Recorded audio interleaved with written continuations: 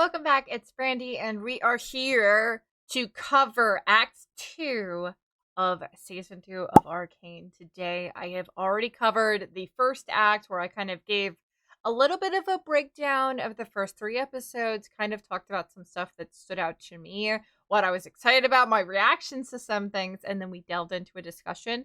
And now, we have Act 2 to talk about before Act 3 comes this upcoming weekend. So I am so excited to dive into all of that. But before we do, fellow reminder, I put up new videos here every single day at 4 p.m. Eastern. So if you want more content, please subscribe. And I stream over on Twitch Monday through Thursday at 9 p.m. Eastern.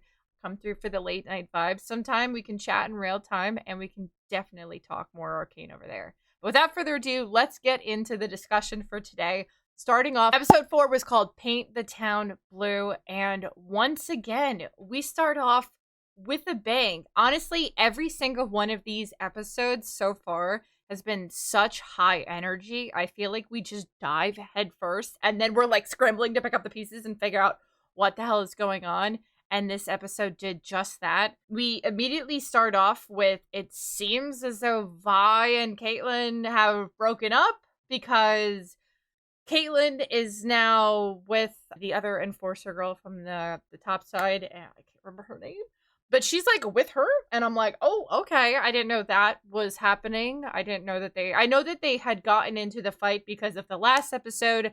They were fighting Jinx, and Vi ended up stopping Caitlyn from shooting Jinx. But I didn't think that was going to be like a deal breaker right off the rip. I thought they'd talk it out, but seems like they broke up. And we actually don't get an ounce of Vi in this whole episode. We don't even see her. So I don't know what she was doing or what she was getting into. We're kind of just left up to speculation of like, did she just dip out on everybody? Is she like finding herself and figuring out how to progress forward after the whole fight with Jinx? So this whole episode without her being in it kind of gives a little bit more of a different dynamic because we're getting more Jinx, we're getting more Caitlyn, and more of the other characters with Vi's absence. Something I noticed that I actually noticed in the last episode, but specifically in this one, I've been talking about different champions that I've been kind of picking up on, or that I think different characters that I think are inspired by champions, and we get this one character who she reminds me so much of the champion Vex.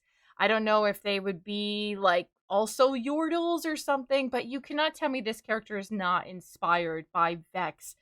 They look very, very similar, but we only get like a small segment of them actually being in this episode, but that was just like the first other champion that I saw kind of pop out that drew my interest in. And then, of course, the Noxus guy that is like the guard working for them. He looks so much like Darius, and Darius is Noxus, so it honestly only makes sense that that would be him.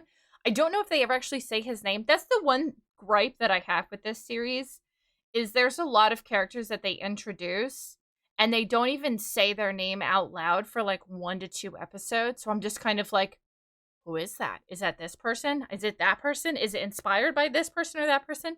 So I don't even know who half the people are until someone says their name, and I'm like, oh, there they go. Okay, they're not this champion.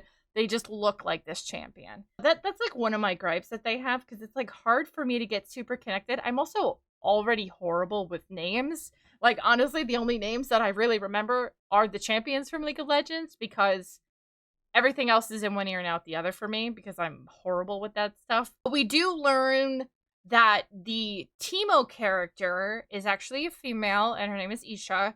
And Jinx is obviously taking her under her wing. She kind of has this like big sister, little sister bond with her, which definitely develops so much more in this episode, because I feel like that is what's fueling Jinx to keep going at this point, is her connection there, because we're not seeing Vi at all.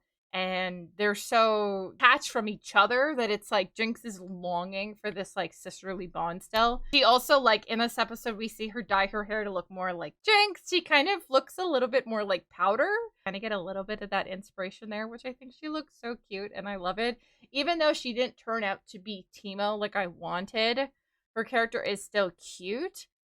I do feel the tiniest bit disappointed that we didn't have like an actual Teemo, because Teemo's one of my favorite champs to play, and just one of my favorite champs in general. But I'm not disappointed at the fact that we still got Teemo-inspired characters implemented into the show. And then we finally get confirmation at the end of this episode. Jinx ends up going to break into the prison in Noxus to let out all of the Jinx people from the underground that were like fighting on behalf of her. And when she gets there, we see that Warwick is like on his way and can smell the blood because Singe is also in that prison. Warwick shows up, has this big fight with Jinx. And when all of this is going down, Jinx ends up looking at him and recognizing his eyes. And Warwick says, powder. So we finally have confirmation what we've been speculating. Vander is Warwick. They didn't even say Warwick at all, so it's Vander.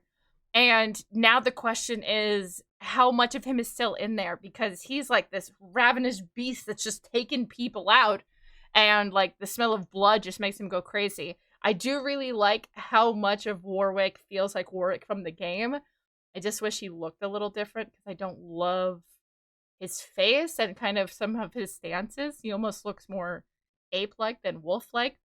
But aside from that, I'm just excited we got confirmation on that, finally. Episode 5 is called Blisters and Bedrock, and this episode starts off with Mel in, like, because at the last episode we saw Mel, she had been, like, entrapped in the, like, weird red vine stuff, and we see her in this, like, weird, I don't know, it's kind of like this weird, like, dream world of sorts, and she ends up meeting up with her brother, who had disappeared supposedly years ago. And I'm not, like, honestly, this whole sequence was slightly confusing and I wasn't totally sure what was real and what wasn't real. That kind of follows through throughout the entire episode whenever we go back to her character, because I don't totally know what to make of those scenes. We finally get Vi after her not being in episode 4. We get her in episode 5. She's got new hair. She's got a new look. She's been fighting in these, like, underground fight clubs. Like, total new personality, and I love it. I love it. I love it. She looks so awesome. I loved her whole new look and everything that they gave her. Honestly, so freaking cool. So dude, people are gonna be cosplaying her left and right. I'm already seeing them. Next, we see that Jinx and Vi end up teaming up because obviously Jinx knows that that's Vander. She's got to find Vi to tell her, like, our dad is still alive, and they want to see if there's anything they can actually do for him. Like, is he permanently in this wolf body? Is there a way to reverse things? Like, so the entire goal of this is to kind of find out, can they potentially help him? Do come back to the red vine stuff with Mel and her brother. It turns out it's not her brother, and that, like, none of the stuff is really going on in there. So like I said before, that part was really confusing to me. So if anyone has a better explanation of what exactly this, like, red vine stuff that the witch was, like, bringing about was doing, I didn't totally understand the symbolism of all of that, so that was a little confusing. But Vi does end up fighting with Vander and, like, realizing that it's him, so she doesn't want to hurt him, but at the same time, when he goes into his, like, psycho modes, there is no stopping him, which is, like, the scary part of it, because they don't want to hurt him because it's their dad, but they don't know how to control him and what they need to do to get him better, if that's even a potential option.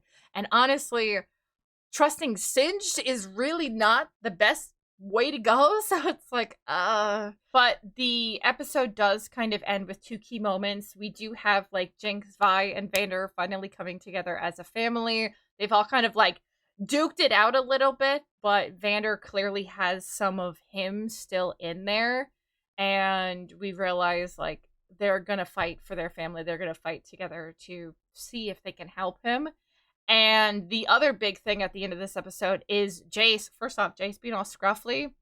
I don't know whose choice that was, but I'm about it. And he is in this, like, weird, also, like, weird Hextech dream-like world where Victor is, like, talking through Silo's body. And Victor's not really there, but he's trying to find him because he knows that the Hextech is taking over. Jace has finally come to the realization, like, Hextech without being managed is super dangerous and it needs to be stopped. And now that Victor is a full, like, Hextech being, he's like, what do I even do here? So we kind of have that dilemma that is started up in this episode. And oof, rolling right into episode 6. This episode was a doozy on the emotions. So episode 6 is called The Message Hidden Within the Pattern. And the start of this comes with Vi and Jinx end up bringing Vander to Victor, and they're like, okay, you clearly know how to work with Hex Tech and when it's within someone's body. So what do we do here? How can we help Vander? How is there a way to even fix him? And they go to him for help to kind of see what their next steps would be, because it's not really that cut and paste from what I'm gathering, because there's been so much infused into his body to change him. You can't just take it out. Like, it seems like at least when they put Hex Tech into somebody's body, it is a non-reversible thing. Because we clearly haven't seen anybody with Hex Tech in them have it be removed. And in this episode, we specifically even see Jace has like a smidgen of it in his arm. So I don't know exactly what that's going to entail going forward, if that even means anything. We see Vi and Caitlyn finally meet up and team up again, because Caitlyn, they were tracking Vander, trying to hunt him down. And obviously, Vi and Jinx brought him to Victor to get help for him. So Caitlyn and all of the Noxus troops end up clashing with Vi and Jinx. And even though Kate and Vi broke up and they seem like they hate each other, all of a sudden they're like besties again, and they're like, okay, let's team up, let's work together. So I feel like they did skip a couple of steps in between there with their relationship between these 3 episodes that we got.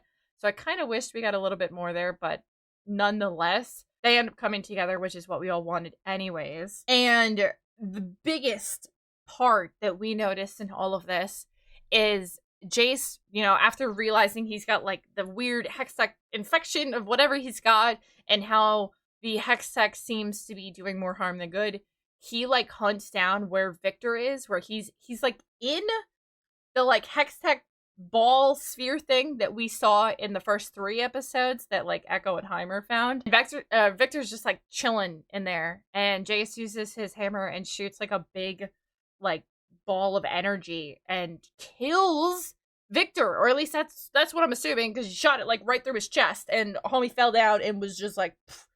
But now there's all these like Hextech people walking around, and they all just like keel over and die and then start making a weird noise. And everybody else that has like Hextech weapons are like wigging out. And then of course Vander is filled with Hextech. So he starts like bleeding lava and fire. I don't know. It was weird, but it was crazy. So he starts like bleeding lava and just goes into full psycho mode. He's not able to control what he's doing. And of course, right at this time is when all of the Noxus troops show up. So they're all trying to attack Vander. Meanwhile, Jinx, Vi, and Caitlyn are all trying to protect Vander while also keeping everything contained. Everyone is fighting, and like shit is just hitting the fan. And it seems like a bunch of people are going to die and get hurt. And Aisha ends up loading up her little, like, Jinx gun that she has with a bunch of, like, the Hextech bulls. She had, like, a couple extras. And she ends up, essentially, from what I gathered, running in and sacrificing herself to take Vander down. Because she knows that Vi and Jinx would never do it. So I feel like she made that decision that like this is what she needs to do, or at least that's what I gathered. If you guys saw it a different way, I thought she was gonna somehow go in there and try to save him and maybe make him realize like, calm down, like you're still human in there, we see you. But it doesn't end that way. We still have 3 more episodes to kind of like figure out exactly what happened here. But this whole episode just kind of ends in this big bang of like, Victor dying, which I did not expect that. I feel like because the Victor in the game is like this mechanical dude with like the laser staff, I feel like he's not really dead. Like, how many times are we going to tease Victor dying in this show, honestly? I feel like he's not really dead, and he's going to come back as this, like, mechanical version of himself, and we get the actual Victor from the game. Maybe, or he's actually dead. I really don't know, because we only have 3 episodes to conclude this story, because the creators of Arcane have announced this is the last season, but it's not the last League of Legends story that they want to tell in a TV show format. I don't know if that's going to be, like, the end of these characters, or just this set storyline. So they're going to try to finish up this particular storyline at least in 3 more episodes. And there is so much going on. Like, I don't know if Vander's dead, Jace really killed Victor or not. I don't know. But a lot happened. And I definitely want to unpack all of that with you guys. So let me know, what were your thoughts on this act? Because Act 2 was honestly so much fighting and so much accumulation of aggression that certain characters had towards each other, and going forward with, like, what is the next step there? And honestly, I don't know. The only downside to these 3 episodes was we didn't get an ounce of Echo. And I know that Echo's going to be coming because in the previews, we saw Echo, like, flying around on his, like, hover thing that he has. And we haven't seen that yet. So it's got to be in these last 3 episodes. I did wish we had more of him because I do love his character in this.